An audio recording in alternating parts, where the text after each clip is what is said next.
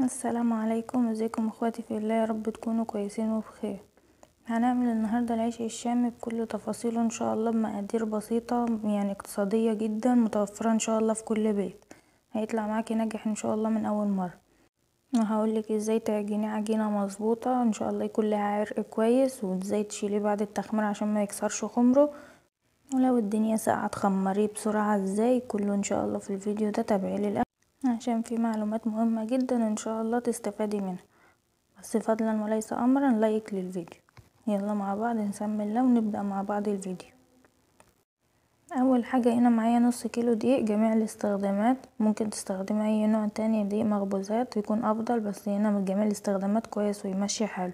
معايا باكت خميرة 16 جرام، حوالي معلقة كبيرة، نص معلقة صغيرة من الملح، عندي 3 معالق صغيرين من السكر، عندي مية دافية للعجن، بس اهم حاجة تكون دافية مش سخنة عشان ما تقتلش معاكي الخميرة والعجين ما يخمرش معاكي. عندي هنا معلقتين كبار من الزيت بضيفهم على المية، يفضل ان انت تدوبي الحاجات دي الاول في مية عشان الملح والسكر ما تحسيش بيهم وانت بتاكلي العيش.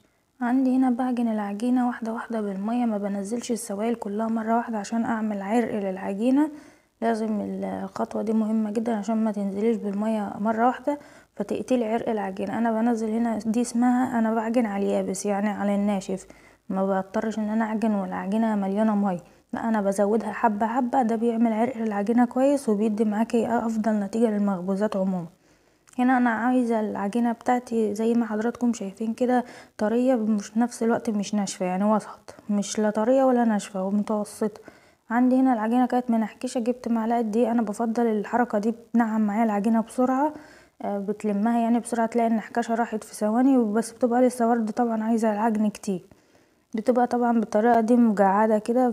فباخدها بقى على الرخامة برش الدقيق تحتها كده، وببدأ ان انا اعجنها كويس جدا فترة ما تقلش عن 10 دقايق، يعني انا بعجنها عجن متواصل.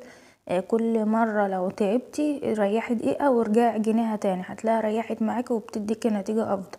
انا عايزة لما اجي اعجنها ما تعملش كده، ما تقطعش معايا وهي بتتفق، يعني وانا بعجنها ما تقطعش كده، انا عايزاها يعني عجينة مطاطية عاملة زي اللبانة بالظبط.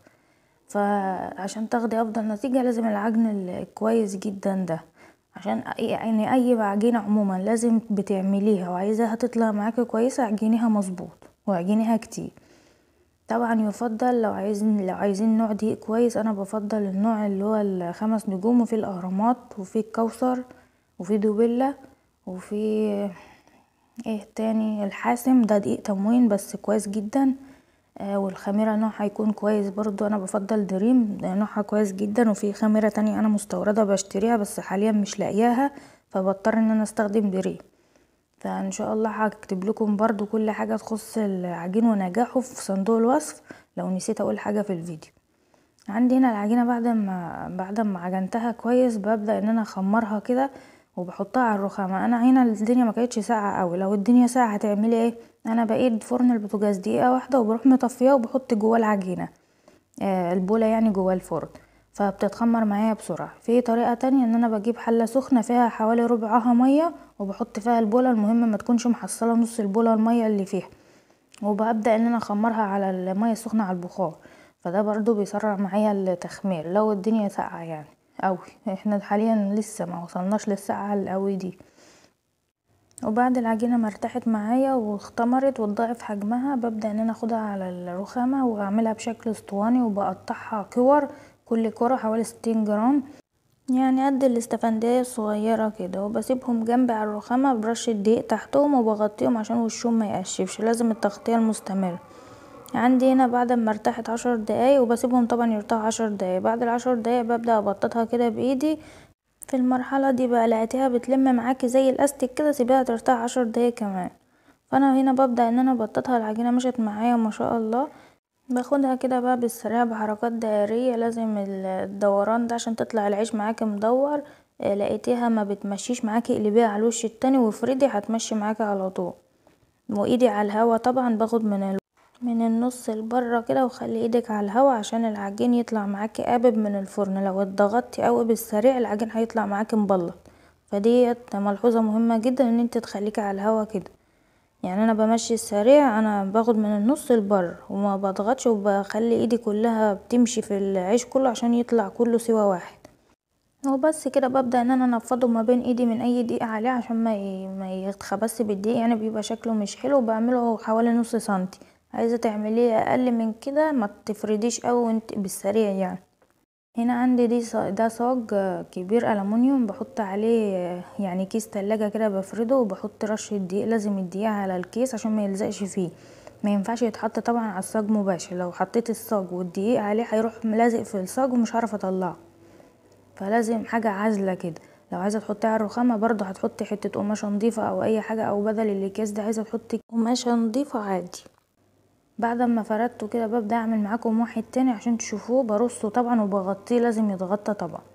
بعمل واحد تاني برضو لو لقيتوها ما بتمشيش معاكم كده، اقلبوا العجينة على ظهرها كمان، يعني انت بتفردي اهو، اقلبي العجينة على وشها زي ما انا عملت كده، فهتلاقيها مشت معاكي برضو بسهولة يعني عن الاول، وبدأت ان هي تتشكل معاكي اسرع. طبعا بنفض الدقيق كويس جدا، ما تسيبيش دقيق فيه، وببدأ ان انا اول ما بوصل لمرحلة الكبر دي بلم الدقيق كله خالص، ما بسيبش اي نوع دقيق خالص على الرخام عشان ما يطلعش من الفرن فيه دقيق من الوش، بيبقى شكله مش حلو خالص. ببدأ هنا عندي خلاص، هو العجينة ماشية ما شاء الله وكويسة اهي، لحد ما بوصل للكبر ده برصه طبعا، وبسيبهم بقى على جنب لحد ما بيتخمروا خالص. بعرف منين ان هم اتخمروا؟ بلاقيه ضعف حجمه تاني للمرة التانية ديت، تاني مرة للتخمير. يعني انت بتخمري اول ما بتعجني، وبتخمري العيش بعد التشكيل، وعشان تاخدي افضل نتيجة. هنا انا رصة رصتين فوق بعض، لو مبتدئة بلاش الحركة دي عشان تعرفي تشيليه مظبوط، خليكي رصة واحدة بس. افردي قماش على الرخامة او اي طبلية عندك او اي حاجة، وحطي عليها العيش يكون متفرد بعيد عن بعض، بلاش طبقتين كده عشان ما يلزقش معاكي او كده، ممكن يبوظ منك لا قدر الله.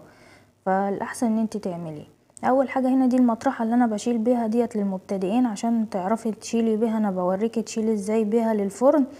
دي بتسهل عليا نقل العيش للفرن عشان ما يبص معايا التخمير. بس اهم حاجه وانت بتشيلي العيش ايدك ما تغرسي فيه وعلى الهوا، عشان لو ايدك غرزت فيه الحته اللي هتغرس فيها مش هتقب معاكي. عندي هنا انا جربت اتنين كده لقيتهم ما شاء الله خمرهم، فبدات ان انا اخبز بقى. هنا نيجي للتسويه. الفرن ده شغال على اعلى درجه حراره من فوق ومن تحت. بحط طبعا الصاجة بتاعه الفرن على اول رف من تحت كده مقلوبة زي ما انتوا شايفين بالظبط، وببدأ اخبز عليها. ببقى طبعا حطاها في الفرن وهو بيسخن، يعني عشان تسخن معاه، ما ينفعش يخش العيش على الصاج وهو ساقع، لازم كله يبقى سخن عشان تاخدي افضل نتيجة والعيش يقب معاكي على طول. طبعا في المرحلة دي انا المفروض اقفل باب البوتاجاز، ما سيبوش مفتوح كده، يعني انا بدخل العجين واقفل على طول عشان العيش ياخد السخونية بتاعة الفرن ويقب معايا على طول. فانا اضطريت ان انا يعني اقطع الفيديو وبوقفه، يعني بوقف الفيديو وبرجع اشغله تاني، لان انا بتعكس في ازاز البوتاجاز، ما ينفعش ان انا اقفله. فاضطريت ان انا اقطع الفيديو، بس انا قلت اقول لكم كده عشان تعرفوا، يعني ما تسيبوش البوتاجاز مفتوح، لازم يتقفل. هنا بقى انا بشيل العيش كده زي ما انتم شايفين بالراحه خالص على المطرحه برضو عشان خاطر ما تتلسعوش. دي الطريقه التانية لحط العيش في الفرن بالمطرحه للمبتدئين، عشان مش لو خايفه مثلا ان انت ايدك تتلسع او كده، هتدخليه بمنتهى السهوله وهتطلعيه برضو بمنتهى السهوله. طبعا العيش ما شاء الله بيقب ازاي، وشايفين الجمال، تحفه تحفه تحفه. فان شاء الله جربوه كده بالطريقه دي، وان شاء الله هيعجبكم، وبطريقه اقتصاديه جدا، مفيهوش اي حاجه مكلفه خالص. حتى اللبن انا ما حطيتوش المره دي، انا عامه بعجنه بلبن على طول، بس انا قلت ان شاء الله النهارده هعمله كده، لان الافران طبعا ما بتحطلوش لبن، فده الطريقه الاصليه بتاعته. وعندي الصينيه اللي انا بطلع عليها بتبقى مفروده حته قماشه، وببدا اطلع العيش عليها وبغطيه برضو عشان يفضل طري يعني معايا. بس انا بصراحه المره دي ما غطيتوش من فوق الوش، انا كنت حاطه عادي حته القماشه من تحته عشان التصوير، ما حبيتش ان انا اغطيه عشان القبه دي ما تروحش. بحفظه ازاي. اعملي الكميه اللي انت عايزاها وحطيها بعد ما بتبرد كده في اكياس في الفريزر، وطلعها على قد الاكل، بيبقى كانه لسه مشري دلوقتي وكانك لسه عاملاه. بس كده، وبيبقى بألف هنا وشفا يا رب على اللي هيجربه. دي الطريقه اللي انا معتمداها على طول، ما بغيرهاش. بعمله ساعات بلبن وساعات من غير، بس انا قلت النهارده يبقى اقتصادي. هنا عندي شايفين اللبابة مش كتير، احنا بنحبه كده، لو عايزاه اضخم من كده براحتك، انت اللي بتتحكمي في الحجم زي ما انت عايزه. يا رب ما كنش طولت عليكم الفيديو، واكون فدتكم ولو بمعلومة بسيطة. دمتم في حفظ الرحمن، مع الف سلامة.